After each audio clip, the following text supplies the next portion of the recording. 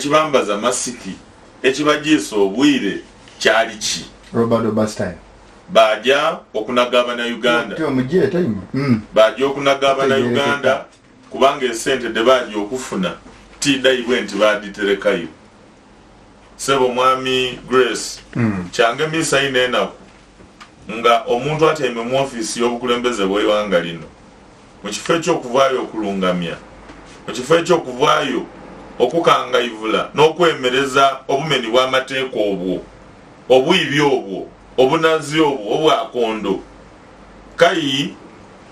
tiyeyambisa mu kisogo okukobera abantu nti kituufu obabbe yatandise kuwalampa ba whistleblower ekyo kyaidye oluvannyuma lwa leader of opposition okudelegatinga ng'azirawo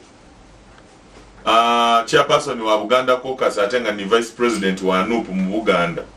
mwami Muwanga Kivumbi okweta ba member ba parliament ab'oluuyo oluvuganya bonabona okusingira irala aba NUP bensamule betole ku ekivume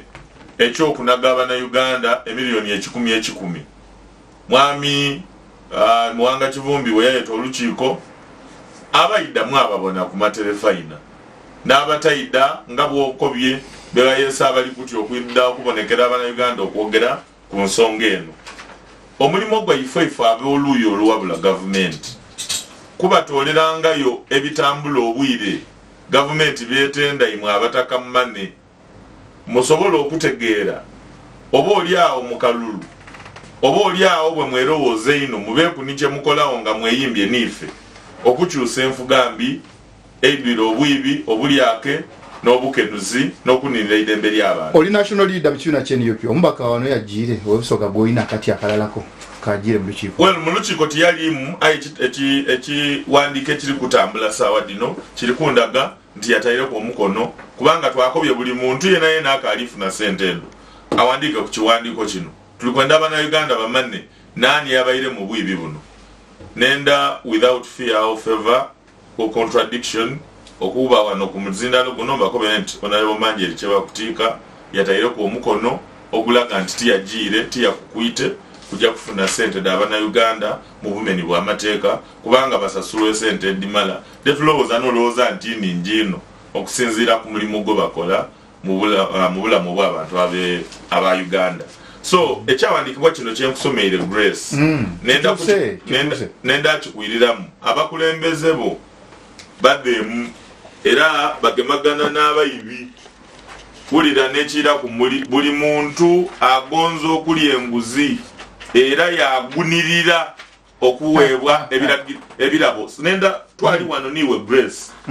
nakukobera nti ndina mikwano gyange mu parliament abankobera nti ababaka bagamwensa bagamu n'okuswala munaifona atukobera yali akola mu parliament aye babaawo mu nkubo da parliament nga bali kulinda diiru nga balibuuza nti maama alina kaali kuyiyawo ngo balitegeeza speaker kyekiri jja maiso lwaki bagunda nawo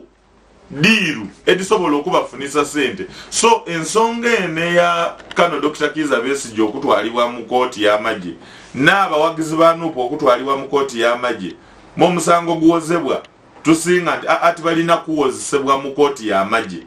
kiruma gavumenti eneyenda okukozesa emundu n'eryani kwaba abagivuganya okubanga eri kuleetebwa mu parliament okukubaganizibwako ebiduubo kyasenze ababayidda ni 10-point program ng'ekoba nti balijalwanisa obulyake n'enguzi tyendabirabire Grace nti edimu ku point munaifolo wenaremu akobye n'abaagireeta ensonga debayidda naddo emu ku dodali kulwanisa bulyake oba okukozesa sente n'omwiwi w'omusolo mu bumeni bw'amateeka nabwe bali kukola aye olw'okubanga bali kwenda okwiza eiranga eriikiriza abagivuganya okutwalibwa mu kooti ey'amagye nga tulijja mu kalulu kano kubanga bo bali kutagetinga kalulu ke tuli kujaoduba